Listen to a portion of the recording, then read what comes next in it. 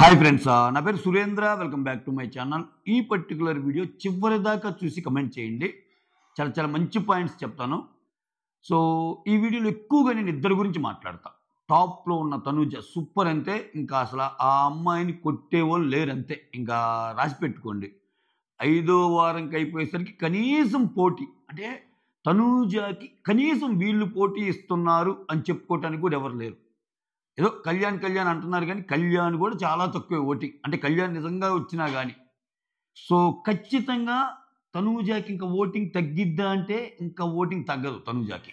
ఖచ్చితంగా తనూజకి చాలామంది తనూజ గేమ్కి అయితేనేమి, తనూజ బిహేవియర్కి అయితేనేమి, తనూజ డ్రెస్సింగ్ సెన్స్ అయితేనేమి, తనూజ మాటలకైతేనేమి చాలామంది ఫ్యాన్స్ ఉన్నారబ్బా. అది సోషల్ మీడియాలో తెల్లమైంది, మీరు ఎక్కడైనా చూసుకోవచ్చు. ఏ పోల్లో పట్టినా అంటే కనీసం పోటీ అంటే ఇప్పుడు సపోజ్ ఇప్పుడు ఫస్ట్ గురించి మనం ఎక్కువ చెప్పకుండా ఉండాలంటే టగ్ ఆఫ్ వార్ నడుస్తుందిరా తనూజకి వీళ్ళకి ఉందిరా అన్న సీన్ లేదు సీజన్ 9లో. సో అంత ఇంకా తోపు అంతే ఓటింగ్లో తనూజ తోపు అంతే. తనూజ ఆల్మోస్ట్ ఇప్పుడు చెప్తే మీకు వింతగా అనిపించవచ్చు, ఆల్మోస్ట్ అంటే చాలా టూ ఎర్లీగా ఒక విన్నర్ సీజన్ 9లో ఎవరన్నా కాబోతున్నారా అంటే తనూజ పేరు చెప్పేసేయచ్చు. ఇంకేదో అబ్నార్మల్గా ఏదైనా జరిగి ఇంకా ఆమె ఏదో చిరాకు వచ్చేసి ఆమె వెళ్ళిపోతే తప్పితే నాకు ఈ షో వద్దని ఆమె ఉంది అంటే చివరిదాకా ఆమె ఎందుకు వెళ్ళిపోద్ది? ఇది ఒక పిచ్చి ఆలోచన. కాకపోతే కొన్ని సీన్స్ ఉంటాయి కదా, అంటే ఒకవేళ మనకి తెలియకుండానే నార్మల్గా వెళ్తున్న దాంట్లో అబ్నార్మల్ విషయాలు అంటే ఏంటి, ఇటువంటివే కదా. సో అది జరగదు, అది 100% జరగదు. అంటే నేను జస్ట్ ఒక ఎగ్జాంపుల్ ఉటంకించడానికి చెప్పా, అంతేగాని మ్యాక్సిమం తనూజానే. ఎందుకంటే అక్కడ లేదు, ఆ స్కోప్ లేదు ఇంకా మిగిలిన వాళ్ళకి. కనుచూపు మేరలో కూడా కనపడటంలా. వైల్డ్ కార్డ్స్ కూడా ఎవ్వరు లేరు, అంటే పోటీకి వచ్చేవాళ్ళు ఎవ్వరు లేరు. ఒక్కొక్క స్టైల్లో ఉన్నారు. సో పస లేదు తనూజే ఇంకా అన్నట్టు అనిపించింది. ఓటింగ్ అనాలిసిస్లో ఈరోజు నేను తనూజ గురించి, రాము గురించి కూడా ఎక్కువ మాట్లాడతాను. అసలు రాము ఎలిమినేషన్ కాదు కూడా. బిగ్ బాస్ చేసిన బడా స్కెచ్లో రాము ఎలా ఇరుక్కుపోయాడు, అసలు రాము బిగ్ బాస్ టార్గెట్ నిజంగా రాము కాకపోతే బిగ్ బాస్ వేరే రకంగా స్కెచ్ చేసి ఉండేవాడా? ఇటువంటి చాలా చాలా చాలా లాజికల్ తో కూడిన ఒక క్రిటికల్ అనాలిసిస్ అనమాట ఇది. అందుకే మిస్ కాకుండా చూడండి. చిన్న రిక్వెస్ట్, వీడియో ఇంక నుంచి ముందుకి వెళ్ళే లోపు ఒక చిన్న లైక్, మీ లైక్ కొట్టి స్టార్ట్ చేస్తేనంటే వీడియోకి రీచబిలిటీ ఎక్కువ ఉంటుంది. So just hit the like button. అక్కడ లైక్ కనిపిస్తుంది కదా, ఆ లైక్ బటన్ కొట్టండి. రైట్, ఫస్ట్ అసలు ఓటింగ్ ఎలా ఉందో చూద్దాం. తనూజ 31%తో on the top, Suman Shetty 24%తో సెకండ్, దివ్య నిఖిత 12%తో థర్డ్, డిమాండ్ పవన్ 11.4%తో ఫోర్త్, భరణి 11.1, రామురాతో 10.02. ఇది ఓకేనా. సో రాము బాటంలో ఉన్నాడు. రాముకి భరణి గారు పోటీ ఇస్తున్నారు. అసలు భరణి గారు సపోర్ట్తో ఎవరైతే బతుకుతున్నారో అని ఆయన భ్రమంలో ఉన్నాడో, ఆ భ్రమంలో నుంచి ఒక పెద్ద కూతురేమో పైనుంది. టాప్ భరణి గారికి ఈ సీజన్లో ఏదైనా గొప్పగా చెప్పుకునే అవకాశం ఏదైనా ఉందంటే భరణి గారి ఫ్యామిలీ నుంచి విన్నర్ అవుతున్నారు.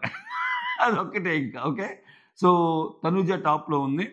తర్వాత దివ్య నిఖిత కూడా చివరికి భరణి గారిని దాటేసిపోయింది. అసలు ఇతను షోల్డర్ లేకపోతే ఆమె ఏమైపోద్దు అనుకున్న భరణికి ఆయనకి అర్థం ఏంటంటే ఆయన కింద ఉండిపోయాడు, ఎక్కడో వెనకబడ్డాడు. భరణి గారు ఎక్కడో వెనకబడ్డాడు. సో ఇక్కడ వీళ్ళ రిలేషన్స్ అన్నీ బాగానే ఉన్నాయి. చాలామంది భరణి గురువు, రాము శిష్యుడు అంటారు కదా. ఇక్కడ పాపం రాము మాత్రం బాగా వెనకబడిపోయాడు. రాము ఎందుకు వెనకబడిపోయాడు ఏంటి మాట్లాడదాం. ఇక్కడ చూస్తే అంటే మామూలుగా జస్ట్ అనాలిసిస్ చేయాలనుకుంటే తనూజ, ఇంకా చెప్పా కదా, తనూజలో నిన్న నాకు ఇంకో యాంగిల్ కూడా కనిపించింది. అది నాకు సూపర్ అనిపించింది అబ్బా.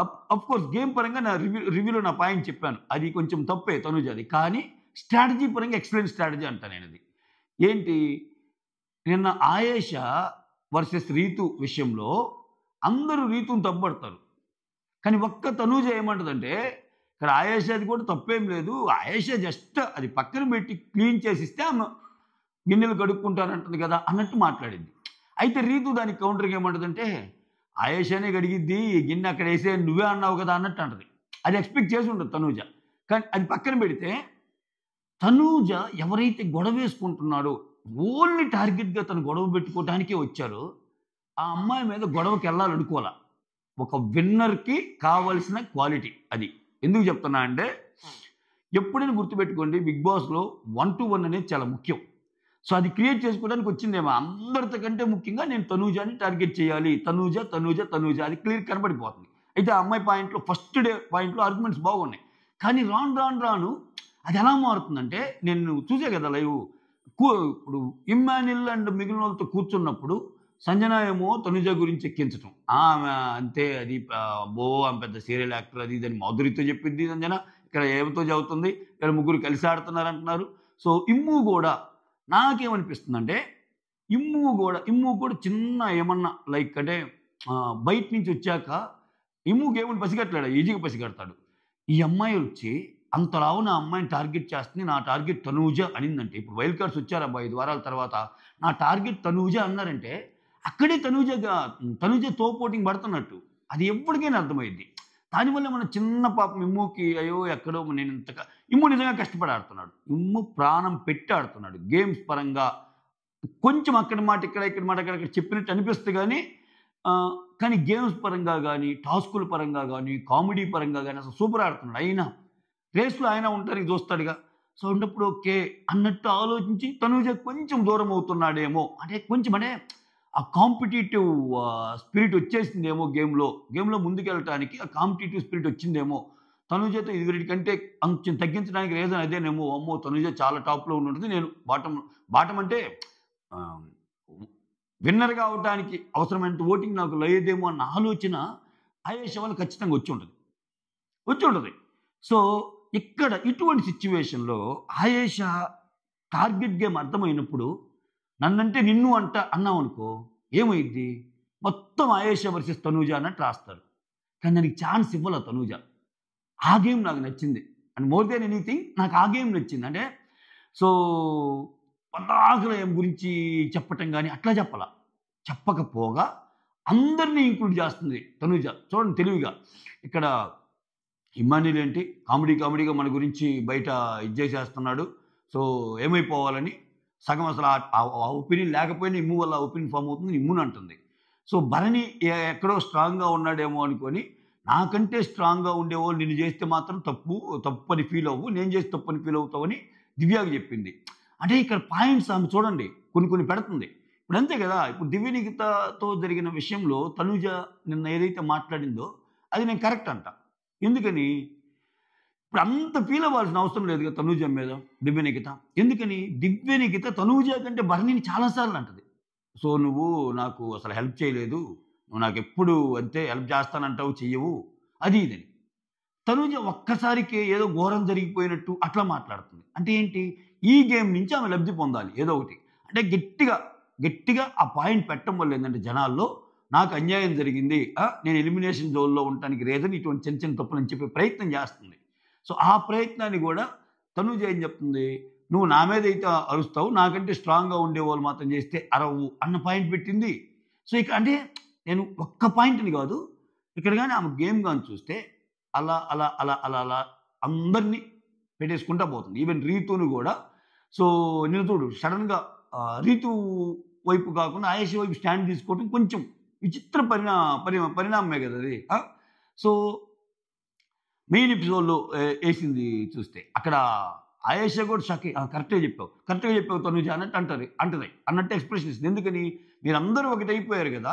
మీరందరూ ఒకటైపోయినప్పుడు నాకెవరున్నారు సపోర్ట్ చేయటానికి? మీరందరూ నాదే తప్పు అంటున్నారు అంతే కదా! అన్నట్టు ఆయేషా అంటది. ఆయేషా వర్సెస్ రీతులో. దాంట్లో ఈక్వల్లీ తప్పు ఉంటది. ఇప్పుడు ఆయేషాది తప్పున్నా రీతుది కూడా తప్పు లేకుండా లేదు. ఎందుకంటే రీతు అన్న ఒక్క మాటలో లాస్ట్‌లో ఏమంటది? నువ్వే కదా ఆయేషా గడిగిద్దని అన్నావు. అక్కడ పెడితే అని అంది కదా! అంటే రీతు మీనింగ్ ఏంది? ఆ గిన్నె అలానే పెడితే ఆమె కడిగిద్దనేగా. సో, ఈమె కడిగే ఉద్దేశ్యం ఉంటే అట్‌లీస్ట్ పక్కన పెట్టిద్దిగా. ఆ పరంగా రీతుది కూడా తప్పుంది. కంప్లీట్ దీంట్లో ఆయేషాదే 100% తప్పని నేను చెప్పను. అయినా మీరందరూ ఒకటేరన్నప్పుడు ఓకే. ఇక్కడేదో ఆయేషా నన్నొక్కదాన్ని చేశారు అన్న ఫీలింగ్ పోనీయకుండా అక్కడ ఈమెకు సపోర్ట్ వచ్చింది. అక్కడ చాలా అంటే అదొక్కటే కాదు. మోరోవర్ ఏందంటే ఏమ టార్గెట్ చేసినంత ఏమో చెప్పినంత ఎక్కువగా ఆయేషా గురించి ఈ అమ్మాయి మాట్లాడటంలా మోతాదు అనేది ఎక్కువ ఉంది ఆయేషాది. తనూజ నాకు టార్గెట్ అన్నట్టు. వేరే తనూజ అందరిని పెట్టేసుకుంది. లైక్ అంటే అందరికి సమదూరంలో ఉంటుంది గేమ్ గురించి మాట్లాడతా. ఇంకొకటి ఏంటంటే ఆ అమ్మాయికి కూడా అర్థమైపోయింది. తనూజకి కూడా నేను టాప్‌లో ఉన్నాననే విషయం ఆమెకు అర్థమైపోయింది. అప్పుడప్పుడు ఆ మాట్లాడే మాటలు గాని, ఎందుకు మనం అనుకుంటాం మన బాండ్ వల్ల ఏమో మన బాండ్ బాగుంటేనే ఇప్పుడు ఆ అమ్మాయి ఏమనుకుంటది? నాన్నతో బాండ్ బాగాలేకపోతే దివ్య వచ్చి భరణి గారితో బాండ్ ఎందుకు పెట్టుకుంటది? అంటే నా బాండ్ సరిగ్గా పోయినట్టేగా. ఒకవేళ ఈ బంధాలు, అనుబంధాలు కరెక్ట్‌గా వర్కౌట్ అవ్వకపోతే ఎందుకు పెట్టుకుంటది దివ్య? అనేది కూడా ఆమె థాట్ ప్రాసెస్‌గా కనిపిస్తుంది. అందుకే చూడండి భరణిని ఎన్ని మాటలన్నా, ఏం గొడవలైనా మళ్ళా భరణి గారితో ఉండే ఇది వేరేగానే ఉంటుంది. ఇప్పుడు బయటోళ్ళతో మాట్లాడేటప్పుడు భరణి సార్ అది ఇది అంటది కానీ మళ్ళా వెంటనే తేరుకొని ఒక గంట అయ్యేసరికి నాన్నగారనే అంటుంది. అంటే ఆ నాన్నగారి కాన్సెప్ట్ ఎంత బోరింగ్‌గా అనిపించినా దానివల్ల మిగిలినోళ్ళు అట్లా అనుకోవటం, లేపోతే ఈళ్ళు ఇది కంటిన్యూ చేయటం, దానివల్ల గొడవలు. అసలు నిజంగా నాన్నగారంటే వీళ్ళిద్దరి రిలేషన్ అయినా ఇంకేం రిలేషన్ లేవా? ఇమ్ము అండ్ రిలేషన్ కాదా? సంజన గారిది. ఇట్లా రకరకాల క్వెషన్‌లకి. Ritu and Pavan friendship bond లేదా? ఇట్లా. సో, ఈ విషయాన్ని గట్టిగా తీసుకెళ్ళడానికి ట్రై చేస్తుంది తనూజ. ఇక్కడ అందరే బాండ్‌లు నేనొక్కరినే గాదు అనే పాయింట్ కూడా తీసుకెళ్తుంది. సో, ఇట్లా రకరకాలుగా కొంచెం ఏదో అమాయకంగా ఏడుస్తుంది అనే ఒక లేబుల్ ఒక్కటే కాదండోయ్! తనూజ మొత్తానికి గేమ్‌లో కూడా దిగినట్టే కనిపిస్తుంది నాకు. సో, ఆ పరంగా తనూజ టాపు. నాకు అవకాశం వచ్చింది కాబట్టి చెప్తున్నా ఇప్పుడు ఈ ఓటింగ్ వీడియోలో. సో, ఇంక నెక్స్ట్ సుమన్. సుమన్ ఇంక అసలు చెప్పబల్లే. ఆయన ఆటకి, ఆయన ఓటింగ్‌కి సంబంధం లేదు. కాకపోతే ఆయనలో కొంచెం ఒక చిన్న ఇన్నోసెన్స్ ఉంటది. అంటే ఇతను హార్మ్‌ఫుల్ అయితే గాదు. సుమన్ శెట్టి అనే ఈ పర్సన్ హార్మ్‌ఫుల్ గాదు. అక్కడ ఉన్నోళ్ళు హౌస్‌లో ఒక ఇద్దరు ముగ్గురు పేర్లు గేమ్‌తో సంబంధం లేకుండా హార్మ్‌ఫుల్ కాదని చెప్పాలంటే ఇతని పేరు చెప్పొచ్చు. ఎక్కడో ఒక చిన్న సింపతి ఉంది. ఆయన మీద. అది వర్కౌట్ అవుతుంది. బాగా వర్కౌట్ అవుతుంది. ఎలా అంటే అసలు 24% ఇప్పుడు సుమన్ శెట్టికి ఇంటి నుంచి పడే క్రాస్ ఓటింగ్ తక్కువ. ఇక్కడ ఇంకో లాజిక్ ఏందంటే సుమన్ శెట్టి విషయంలో మిగిలినోళ్ళకి ఒకరు లేకపోతే ఒకరు ఓటింగ్ బట్టం, ఇంకొకరు లేకపోతే ఇంకొకరు ఓటింగ్ బట్టం ఇయుంటాయి క్రాస్ ఓటింగ్‌లు. సుమన్ శెట్టి విషయంలో క్రాస్ ఓటింగ్ లేవు.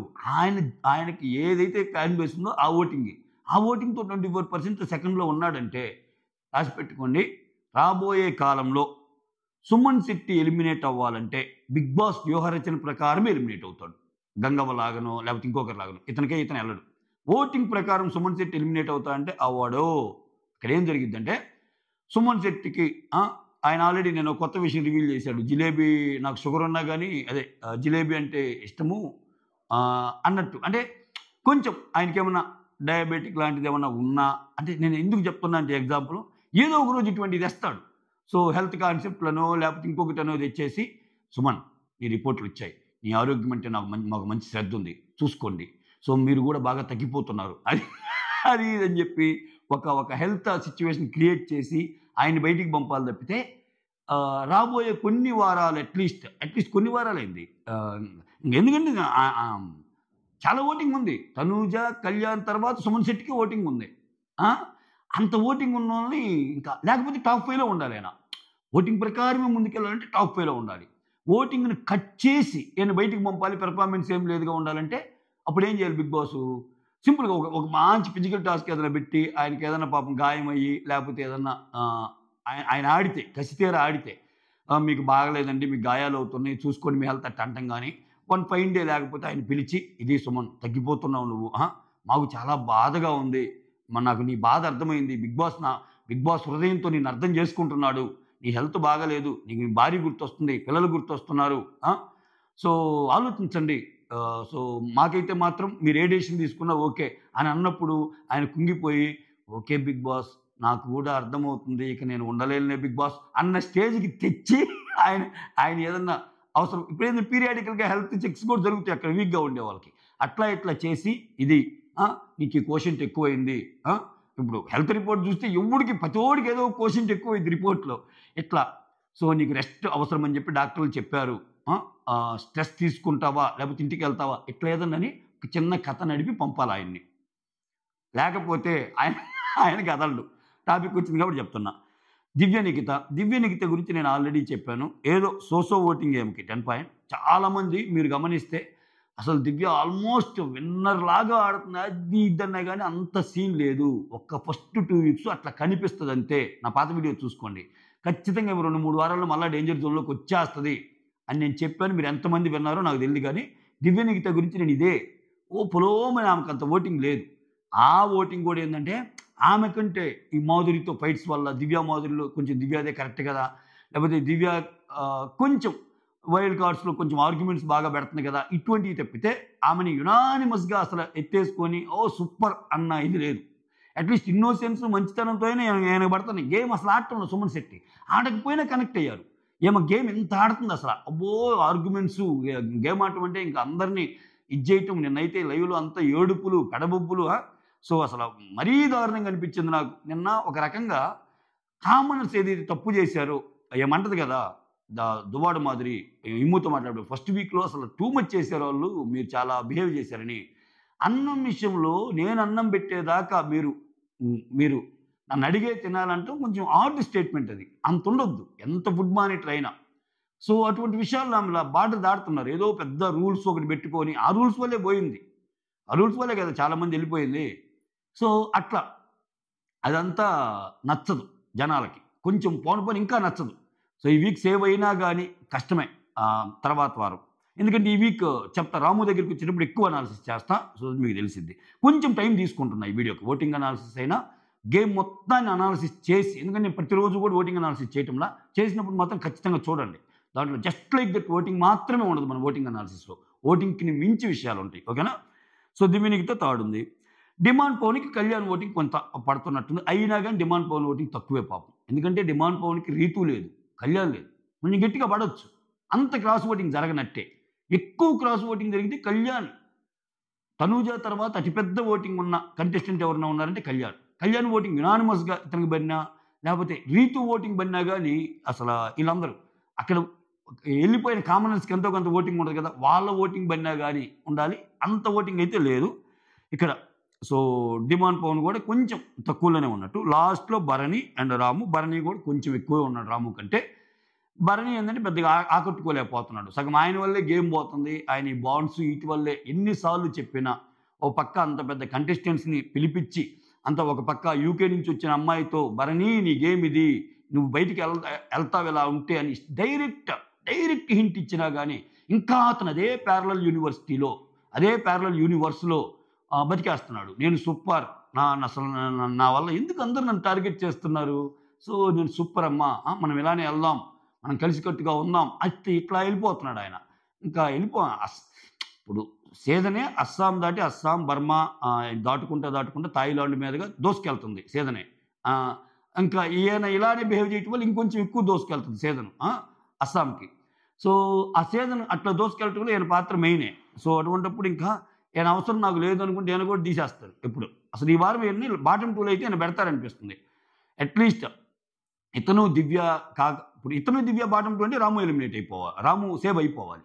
కానీ రాముకు పెద్ద స్కెచ్ చేశాడు, అదేదో చెప్తా. కాబట్టి రాముతో పాటు భరణిని కూడా పెడతాడేమో బాటమ్ 2లో, భరణికి అర్థం కావటానికి అన్నట్టు నాకు అనిపిస్తుంది.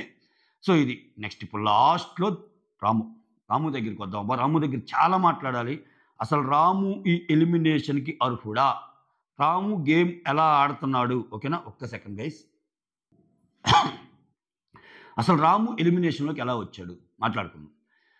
ఇప్పుడు నేను ఎప్పుడు ఎలా ఆలోచిస్తా అంటే బిగ్ బాస్ యాంగిల్లో ఆలోచిస్తా. బిగ్ బాస్ థాట్ ప్రాసెస్ ఏంటి అని మీకు తెలిసిన వీడియోస్లో ఉన్న మెయిన్ అదే అని నేను ఎప్పుడు ఒక పజిల్ లాగానే చూస్తాను బిగ్ బాస్ గేమ్ని. అసలు ఏంటి ఆయన గారి వ్యూహరచన ఏంటన్న ఆ పాయింట్ మీదే వెళ్తాయి నా వీడియోలు ఎక్కువ. అఫ్కోర్స్ అది చాలామందికి నచ్చవు, అందుకే మనం వేర్చి పట్ని ఏడ్చిద్ది, అది వేరే విషయం. ఎస్. అయితే నిన్న 5 నామినేషన్లు అయినాయి అబ్బా. 5గురు నామినేషన్లోకి వచ్చారు కదా. వీళ్ళలో ఒక రాము ఇనీషియల్గా వాళ్ళిద్దరిని సెలెక్ట్ చేసే పర్సన్స్లో రాము ఉన్నా కానీ వైల్డ్ కార్డ్స్ వచ్చేసరికి వాళ్ళిద్దరిలో ఒకరిని ఎవరంటే రాముని ప్రతి ఒక్కరు సేవ్ చేసిన వాళ్ళు. అంటే వైల్డ్ కార్డ్స్ రాముకి అట్రాక్ట్ అయ్యారు. రాము మంచోడు, రాముని తీయటానికి లేదు అనే థాట్ ప్రాసెస్ వైల్డ్ కార్డ్స్లో ఉంది. అర్థమైంది కదా. ఎందుకని వైల్డ్ కార్డ్ బాల్ పట్టుకొని ఇక్కడ ఆల్రెడీ ఉన్న వాళ్ళకి ఇస్తే వాళ్ళు ఏం చేయాలి, ఒక ఇద్దరు పర్సన్ సెలెక్ట్ చేస్తే ఆ ఇద్దరిలో నుంచి ఎవరైతే బాల్ పట్టుకుంటున్నారో మళ్ళీ వాళ్ళే ఎవరు ఉంటారు ఎవరు పోతారని చేయాలి. దాంట్లో ప్రాసెస్గా 2-3 సార్లు రాము వచ్చినా రాము వెనక్కి వచ్చేస్తాడు. రాము వెనక్కి వచ్చినప్పుడు 5గురు అయ్యారుగా నామినేషను. ఇక్కడ అసలు గేమ్‌నే మార్చాలనుకుంటే అంటే రాము ఎలిమినేషన్‌లోకి రాలా. ఇక్కడ రాము రాకూడదు అన్నది బిగ్ బాస్ థాట్ ప్రాసెస్ అనుకో. ఏం చేయొచ్చు? అసలు ఆ రూల్సే మార్చేసి సో స్టార్టింగ్‌లోనే మీరందరూ ఇప్పుడు మీ నుంచి 5గురు అయ్యారు కదా! కళ్యాణ్ కెప్టెన్‌గా నీకు ఒక ఛాన్స్ ఇస్తున్నా. కళ్యాణ్ విను కెప్టెన్‌గా నీకు ఒక ఛాన్స్ ఇస్తున్నా. ఆ ఛాన్స్ ఎలా ఉండాలంటే వచ్చిన వైల్డ్ కార్డ్స్‌లో నుంచి ఒకరిని సెలెక్ట్ చేసుకోవు అని కూడా అనొచ్చు. ఎందుకంటే అది వైజే. నీకు స్టార్టింగ్ వీక్‌లో గూడా వాళ్ళ ఓడ్ అగ్ని పరీక్ష నుంచి ఈళ్ళు ఆల్రెడీ ప్రూవ్ చేసుకొని వచ్చారు కాబట్టి, సో వాళ్ళలో నుంచి ఎక్కువ మంది నామినేషన్‌లోకి తెచ్చినా, ఈళ్ళలో నుంచి ఒక్కరిని తెమ్మన్నప్పుడు, ఇప్పుడు మొత్తం ఆలోచించి డిమాండ్ పవర్‌ని తీసుకొస్తారు పిక్చర్‌లోకి. ఓకే. అలానే ఇప్పుడు వైల్డ్ కార్డ్స్‌లో అసలు ఎవ్వరు లేరు గదా! సో స్టార్టింగ్ వీక్ మొత్తానికి ఇవ్వకుండా అంటే నేను బిగ్ బాస్ థాట్ ప్రాసెస్ రాముని ఎలిమినేట్ చేయకుండా ఉండాలి. ఈ వీక్ సేవ్ చేయాలనుకుంటే అంటే ఆ లైన్స్ మీద వెళ్తుంది. రేపు రాము సేవ్ అవుతాడా లేదా నాకు తెలీదు. బట్ ఖచ్చితంగా రాము టార్గెట్‌గానే నడిచింది నామినేషన్స్. అంటే ఇంక్లూడింగ్ బిగ్ బాస్ అనేది పక్కా నేను చెప్పాలని అనుకుంటున్నా. ఎందుకని 5గురు అయినప్పుడు రాము పేరు లేనప్పుడు ఇక్కడ ప్రాసెస్ ఏమైంది? కళ్యాణ్‌ని చేయమన్నప్పుడు కళ్యాణ్ ఆబ్వియస్‌గా రాముని చేశాడు. రాముని చేసినప్పుడు అప్పుడు వచ్చాడు రాము పిక్చర్‌లోకి. అంటే ఎప్పుడైనా ఒక ప్రాసెస్ సజావుగా ఎళ్తున్నప్పుడు ఏదైనా ఒక ట్విస్ట్ పెట్టి ఒక నామినేషన్‌లోకి వచ్చారు అంటే ఆయనకి డేంజర్ బెల్ మోగినట్టే. ఎందుకంటే నిజంగా రాము ఉండకూడదు అనుకుంటే 5గురు ఈళ్ళలో ఉన్నారుగా. కళ్యాణ్ ఇప్పుడు నీకొచ్చే నామినేషన్ వైల్డ్ కార్డ్స్‌ని చెయ్యి అన్నప్పుడు వాళ్ళలో ఒకరవుతారు. రాము సేవ్ అవుతాడుగా. సో అంటే గట్టిగా రాము సేవ్ అవ్వాలి అని కోరుకుంటే బిగ్ బాస్ గూడా ఈ వారం రాము సేవ్ అవ్వాలి అని బిగ్ బాస్ థాట్ ప్రాసెస్ అయితే రాము సేవ్ అయ్యేవాడు. కానీ అట్లా లేదు. సో కళ్యాణ్ పాయింట్స్ పెట్టి రాముని చేశాడు. రాము అయ్యాడు. సో ఇక్కడ రాము ఆట గురించి ఒకటి చెప్తానండి. ఇప్పుడు చూడండి అందుకే కొన్ని నోట్ చేసుకున్నా. నోట్ చేసుకోకపోతే ఏంటంటే అర్థం కావు. స్కిప్ అయ్యే అవకాశం ఉంటది. ఇక్కడ చూడండి రాము కొన్ని గేమ్స్ ఆడాడు కదా! దానికంటే ముఖ్యంగా బిగ్ బాస్ ఇంట్లో బిహేవియరు, మాట తీరు, పనులు చేయటము, టాస్కులు ఆడటము, తర్వాత తెలివితేటలు. ఈ తెలివితేటలు కూడా ఎలా ఉండాలంటే ఉన్నంత మోతాదులో ఉండాలి. ఇప్పుడు నేను ఒక 5 చెప్పా కదా! ఏమేంటి చెప్పాను? బిహేవియరు, మాట తీరు, పని చేయటము, టాస్కులు ఆడటము, తెలివితేటలు. ఈ తెలివితేటలనేయి ఈ పై 4టిని డామినేట్ చేసినాయనుకో, నేను చెప్పే తెలివితేటలు ఏందంటే తెలుగులో చావు తెలివితేటలు అంటాం చూసావా? బాగా అంటే గేమ్ కోసమే ఆలోచించి ఎట్టంటే అట్ట చేయటం అన్నట్టు చూసావా? అటువంటి తెలివితేటలు కూడా అవసరమే. కాకపోతే అటువంటి తెలివితేటలు మరీ ఎక్కువ ఉన్నాయనుకో, పైనున్నాయనుకో, అప్పుడేమైద్దంటే ఇప్పుడు ఈ బిహేవియరు, మాట తీరు, పని చేయటాలు, టాస్కులు ఆటలు ఇవన్నీ వెనక్కెళ్ళిపోతాయి. కానీ ఇతనికున్న తెలివితేటలు ఆ పై 4 విషయాల్ని డామినేట్ చేసేంత తెలివితేటలయితే కాదు రామువి. ఎందుకంటే he is a simple man. చాలా బాగా ఆడుతున్నాడు. సో బిహేవియర్ ఉంది, మాట తీరు ఉంది, పనులు చేస్తున్నాడు, టాస్కులు ఆడుతున్నాడు. ఆయనకి సంచాలకుగా వచ్చినప్పుడు సంచాలక్ అంటే అది బిహేవియర్‌లో భాగమే అనుకోండి. సో ఇవన్నీ ఉన్నాయి. మోర్ ఓవర్ అతనుకున్న తెలివితేటలు ఆ పై 4 విషయాల్ని ఇప్పుడు బిహేవియర్, మాట తీరు, పని చేయటం, టాస్కులు ఆడటం ఇటువంటి వాటిని డామినేట్ చేసేంతవి కాదు. ఎందుకంటే నేను ఎగ్జాంపుల్ చెప్తా చూడు ఎగ్జాంపుల్. తెలివితేటలు అంటే ఎప్పుడు గేమ్ జోన్‌లో ఉండి, ఎప్పుడు అదే పరంగా ఆలోచించి దానికి అనుగుణంగా వ్యూహాలు ఏస్తే ఏమైద్దంటే జనాలకు అర్థమైపోతావు నువ్వు. నీ ఒరిజినాలిటీ గేమ్ నీ ఒరిజినల్ ఫ్లో మిస్ అయిపోద్ది. దానికి రీజనే మనీష్ గాని, ప్రియా గాని, శ్రీజ గాని ఎందుకు పోయారంటే వాళ్ళ ఆట ఆడగలిగి ఉన్న ఓవర్ స్ట్రాటజీస్. ఇతని ఓవర్ స్ట్రాటజీస్ కాదు ఇతనియి. Normal strategies. చాలా normal strategies. Genuine strategies. Okay. First ఇతని నెగెటివ్స్ ఏమన్నా ఉన్నాయా అంటే ఇతనేం చేస్తా అంటే పాయింట్లన్నీ చెప్తాడు. ఇతని పాయింట్ తప్పు అనిపించినప్పుడు, ఏదైనా తప్పు ఉన్నప్పుడు అది క్వెషన్ చేసినప్పుడు ఎవరన్నా నేను మర్చిపోయా సార్ అంటాడు. గుర్తులేదు, మర్చిపోయాను అన్నట్టు అంటాడు. సో ఆయన మర్చిపోయిన పాయింట్స్ ఏదో అంతర్రాష్ట్రీయ యుద్ధమా? లేకపోతే అంతర్దేశాల యుద్ధమా? అంత గొడవలు వచ్చే పాయింట్స్ అంటే ఏం కావు. నార్మల్ పాయింట్సే ఆయన. ఎందుకంటే ఫస్ట్ ఆఫ్ ఆల్ ఆయన మీద ఆయన చేసే ఒక పని వల్ల అంత భయంకరమైన ఒకరికి హర్టింగ్ లాగా ఉండేది ఏం జరగల. ఒక్క విషయంలో జరిగింది. అది సంజన గారిని ఇటు పంపటం.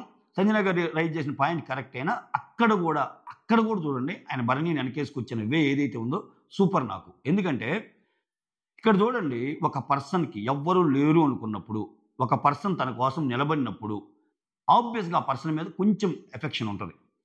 సో ఆయనకి అందరికంటే ఎక్కువ నిలబడింది భరణి. కెప్టెన్ అవ్వటానికి. ఉండదా ఆ మాత్రం? ఖచ్చితంగా ఉంటది. ఉండదా? కాకపోతే ఎప్పుడైతే నువ్వు ఆయనకి విషయంలో అలా చేశావు అని అన్నప్పుడు దానికి కూడా ఎక్స్ప్లెనేషన్ వచ్చేసరికి రాము ఎక్స్ప్లెనేషన్ చూడండి, ఇవన్నీ బిహేవియర్ మారుతీ రీతిలోనే వస్తాయండి, అందుకని చెప్తున్నా నేను. సో అందరిని అడిగి ఆయనకి ఇట్లా బాగలేదంటున్నారు, డాక్టర్ కావాలంటున్నారు, అందరిని అడిగి ఆయనకి ఛాన్స్ ఇస్తాడు. ఓకే, ఇంట్లో ఉండటానికి.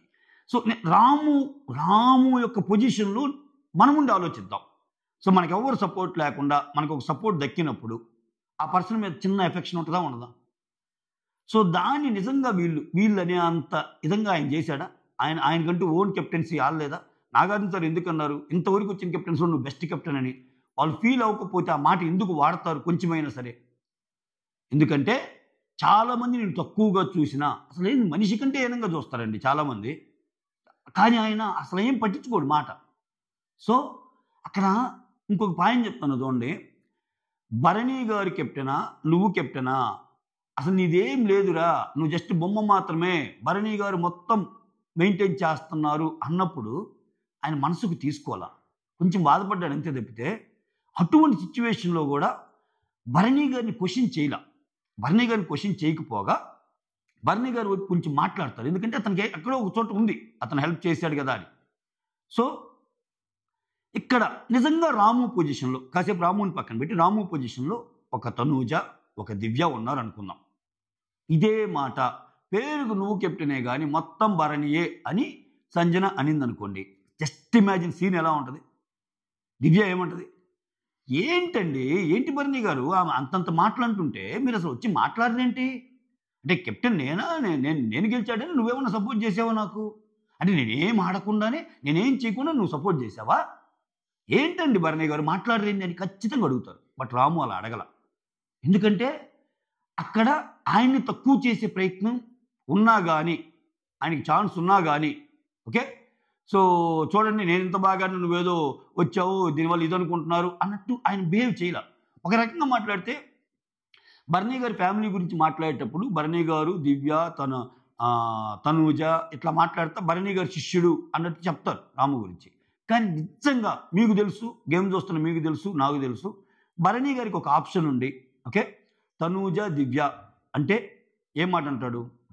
ఆయనకి నిజంగా దివ్య మీద ఇష్టం ఉన్న తనూజ కంటే ఒక పాయింట్ తనూజకే ఓటేస్తాడు, ఎందుకంటే ఫస్ట్ నుంచి అలా పోర్ట్రేట్ అవుతుంది. సో నాకు తనూజనే ఎక్కువ అనే దానికోసమే తనూజకి వేస్తాడు. తనూజ దివ్యాల్లో ఇప్పుడు దివ్య రాముల్లో వస్తే ఖచ్చితంగా దివ్యకే వేస్తాడు, తనూజ రాముల్లో వస్తే తనూజకే వేస్తాడు. అంటే అక్కడ రాముకి సపోర్ట్ చేయటం వెనకాల రీతువా రాము అన్నప్పుడు రాము ఎక్కువయ్యాడు భరణి గారికి. అలా అని ఏళ్ళ ఫ్యామిలీ మెంబర్ ఇద్దరిలో రాము అంటే ఖచ్చితంగా రాముకు సపోర్ట్ ఉండదు అక్కడ. సో భరణి గారు వీళ్ళకే సపోర్ట్ చేస్తాడు. అంటే నేను జస్ట్ మీకు చెప్తున్నా, భరణి గారు కూడా రాముకు సపోర్ట్ చేసే విషయంలో రాముకి అగెనిస్ట్గా రీతు వచ్చింది కాబట్టి అలా అన్నాడు. సో రాముకి అగెనిస్ట్గా వీళ్ళు వచ్చేపంటే అందం, అంటే ఆ రకమైన సపోర్ట్ కూడా అంతేం లేదు ఆయనకి రాముకి.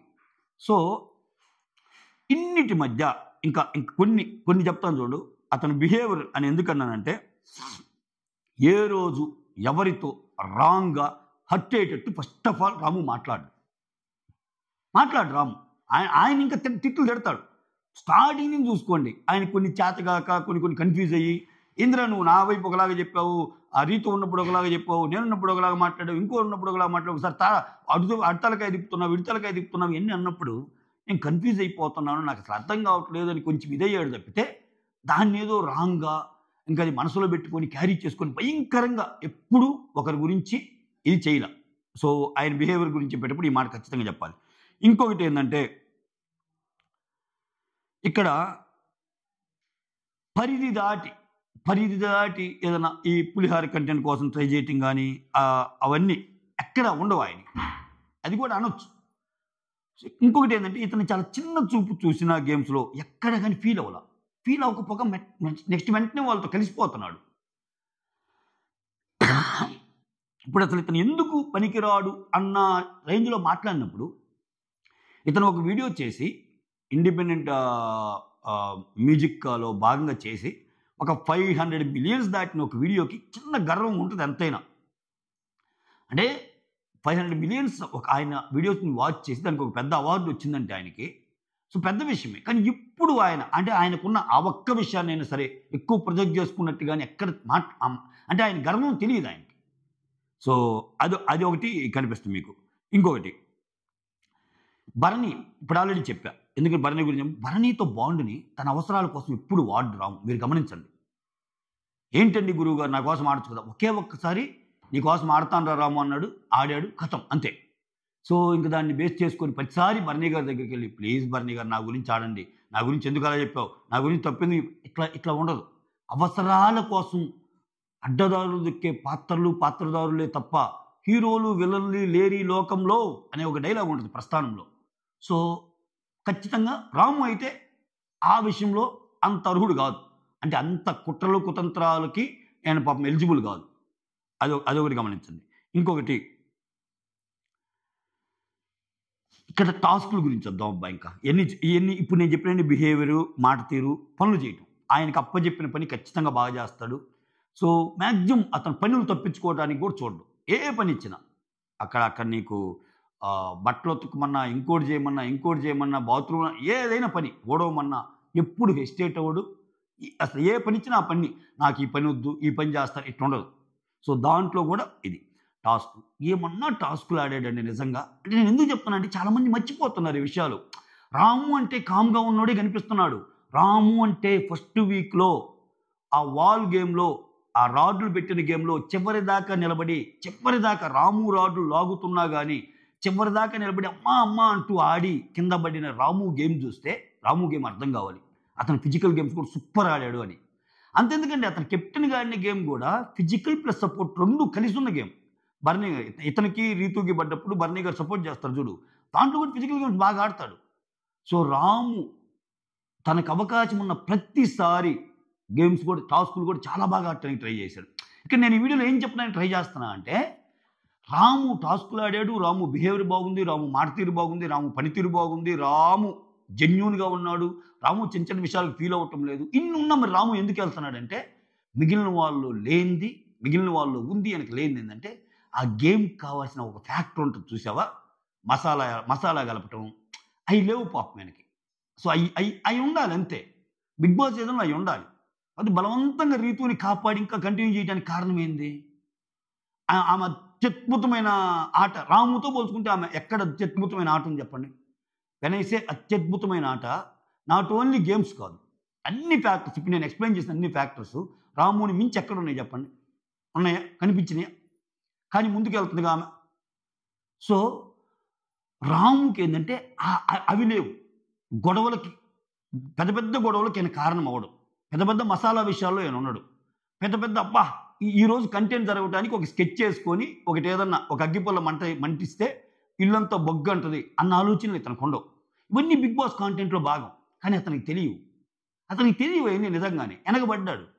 ఎంతలా వెనకబడ్డాడంటే ఈరోజు ఇన్ని ఆడి కూడా రాము ఎలిమినేట్ అయ్యా అంత వెనకబడ్డాడు. సో, నిజంగా అర్హుడా ఎలిమినేషన్కి?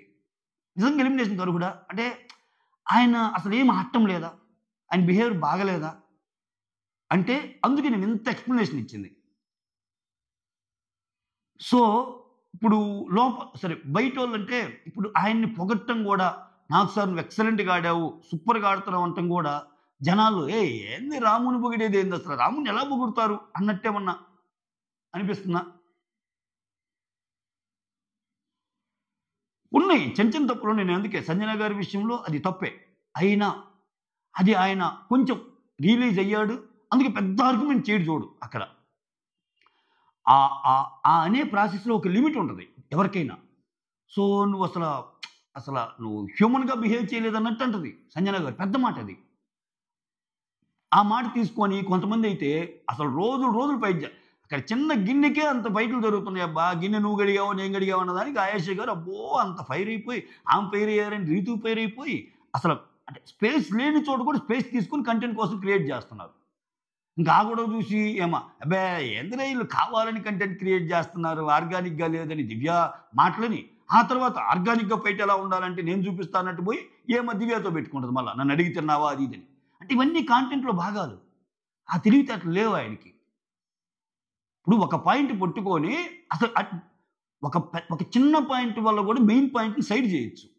ఇప్పుడు సంజన గారి విషయంలో ఆమె కరెక్ట్ ఉన్నా నిజంగా బాగలేనప్పుడు నువ్వు భరణి గారికి ఎలా ఛాన్స్ ఇచ్చావో నాకు కూడా ఇవ్వాలంటే వ్యాలిడ్ పాయింట్ సంజన గారిది. సో, ఆయన నిజంగా గేమర్ అయితే ఆ పాయింట్ని పక్కన పెట్టి నేను ఆ చిన్న మాటకి నువ్వు అసలు హ్యూమన్ కాదన్నావు, నన్ను హ్యూమన్ లాగా బిహేవ్ చేయలేదు అన్నావు, నువ్వు చేసిన పనులు ఎలా ఉన్నాయి, అట్లీస్ట్ నేనైతే అలా చేయలేదు కదా అని ఆ పాయింట్ని డ్రాగ్ చేసి చేసి చేసి చేసి చేసి కొడితే, ఆయన బయటికి పోయి ఏడిస్తే, కొంచెంసేపు బాధపడితే, ఏందన్నా ఇది నన్ను హ్యూమన్ కాదంటుందన్నా అని ఇట్లా బాధపడితే, కళ్ళం పెట్టి నీళ్లు పెట్టుకుంటే, బ్యాక్ బిచ్చింగ్ చేస్తే, బిగ్ బాస్ కంటెంట్లు బాగాలే ఇవన్నీ, ఆయనకి ఇంకొంచెం సింపతి పెరగదా? కానీ అట్లా బిహేవ్ చేయడే రాము, అదే ఆయనలో ఉన్న జెన్యూన్ గేమ్. సో ఎస్, మీరు నన్ను ఈ పర్టికులర్ వీడియోకి మీరు నన్ను రాముకి డప్పు అనుకుంటారు, మళ్ళీ రాముకి నన్ను ఇది చేసేస్తారు. నాకు అది కొత్త ఏం కాదు. అంటే అయిపోయింది, ఇంక నువ్వు రాముకి ఫేవరెట్ అయిపోయాడు. ఆయన ఆల్రెడీ ఎలిమినేట్ అయ్యే పర్సన్, ఆయనకి డప్పు కొట్టడం నా ఉద్దేశం కాదు. సో బిగ్ బాస్కి ఏం అవసరము, అయి పాపం చేయటంలో వెనకబడ్డాడేమో, సరిగ్గా అర్థం చేసుకోవట్లేదేమో ఇతను పాపం. అతనిలాగా ఉండు. ఇప్పుడు being yourself is content అని నేను ఎప్పుడు నమ్ముతా. బిగ్ బాస్ హౌస్లో కొత్తగా నువ్వేం చేయబడలే. Being yourself is content. నువ్వు ఎలా ఉన్నావు అలా ఉండు. అందుకని నేను ఫ్లోరా లాంటి వాళ్ళని కూడా నేను ఎందుకు పొగిడానంటే, కామ్గా ఉండటం ఆమె తత్వం, గొడవలు పెట్టుకోకపోవటం ఆమె తత్వం, ఏదైనా సరే మంచిగా తీసుకోవటం ఆమె తత్వం. బిగ్ బాస్లో ఏంది నువ్వు చూడాల్సింది, నువ్వు ఎలా ఉన్నావు అనేదానికి కనెక్ట్ అయ్యి ఓట్లు పట్టమేగా. ఆమె ఏం ఆడటం లేదురా, ఆమె ఏం లేదురా, మళ్ళీ వేస్ట్ రా, ఆమెను పంపించండి రా అంటే ఇంకెట్లా ఆడాలి? లేస్తే నీకు కంటెంట్ రావాలి, లేస్తే ఉన్నది లేని వాటి మధ్య నిప్పు లేసేయాలి బైక్కి, లేస్తే అసలు అక్కడి పాయింట్ లేకపోయినా గొడవల మీద భయంకరంగా అరవాలి. అట్లా తయారైంది షో. అట్లా తయారైనప్పుడు ఖచ్చితంగా అట్లా ఉండే వాళ్ళు అటు కనపడదు, మనకి కనపడితే వెళ్ళిపోతారు. సో ఆ భాగంగానే ఇంకొక పాపం ఈ పులిహార కంటెంట్లో పెద్ద ఎక్స్పర్ట్ కాదు మనోడు, గొడవలు ఎట్లా తెప్పియాలనే దాంట్లో ఎక్స్పర్ట్ కాదు, మసిబూసి మారేడుకాయ చేయటంలో మనోడు ఎక్స్పర్ట్ కాదు. అవసరమైతే ఆయనే మాటలు అనిపించుకుంటాడు చెప్తే ఎవరిని గట్టిగా మాట్లాడలేడు. సో ఎవరితో పాపం రైవలరీస్ మెయింటైన్ చేయడు.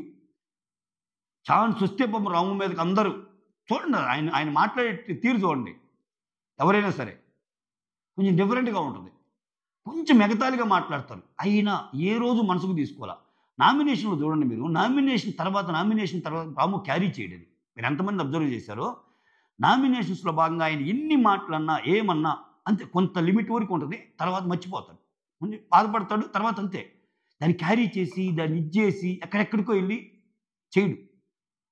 సో అంతే. అందరికంటే ఈ విషయాల్లో రాము వెనకబడ్డాడు కాబట్టి రాము ఎలిమినేషన్కి దగ్గరగా ఉన్నాడు. బిగ్ బాస్ థర్డ్ క్లాస్ కూడా ఏంటంటే ఆయన కామ్గా ఉంటున్నాడు కదా, ఆయన చేసేయాలి చెప్పే కదా. నేను అందుకే బిగ్ బాస్ ఏమనుకుంటున్నాడు అన్నదాని నుంచి అసలు నిజంగా రాము అవన్నీ పక్కన పెడితే రాము ఆడటం లేదా అన్నంత వరకు నేను ఎందుకు ఈ వీడియోలో కొంచెం టైం తీసుకుని ఎక్స్ప్లెయిన్ చేశానంటే మీకు అర్థం కావడానికి. వీడియో బోర్గా ఉందనుకుంటే నేనేం చేయలేను, వీడియోలో పాయింట్ ఉందనుకుంటే మాత్రం జస్ట్ ఒక లైక్ బటన్ కొట్టండి. That's all. Thank you so much. Signing off, me Surendra.